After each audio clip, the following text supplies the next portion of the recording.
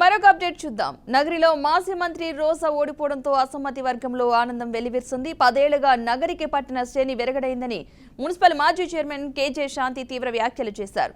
రోజా కుటుంబం అక్రమాల వల్లే ఆమె ఎన్నికల్లో ఘోరంగా ఓడిపోయారని అన్నారు. రోజాకు కాకుండా మరెవరికైనా టికెట్ ఇచ్చి ఉంటే వైసీపీ గెలిచేదని అన్నారు.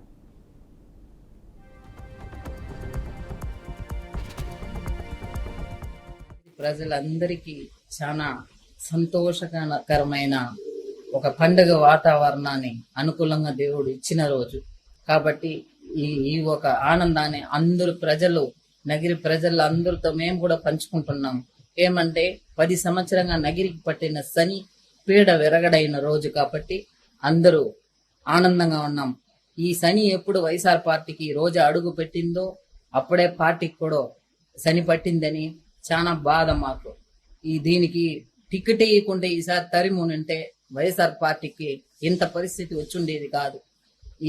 ఏమేమి ఊరిని బ్లాక్ మెయిల్ చేసిందో, ఏం కర్మ చేసిందో, ఏం మాయం చేసిందో ఈ రోజా అన్న వ్యక్తి నగిరిలో వచ్చి దాపరించి కుటుంబ పరిపాలన, అరాజకము, అక్రమం, అవినీతి, అన్యాయం ఎన్ని చేసి నగిరి నా అడ్డ నా గడ్డ అని ఎవరు అడ్డలో వచ్చి ఎవరు అవినీతి చేసేది? ఏమనుకున్నావు? నగిరి ప్రజల్ని చిత్తుగా నేను ఓడించి నగిరిలో నేను ఇంకెక్కడ కనిపించనుకుంటా భూస్థాపితం చేసినారు. చూసినావా రోజా?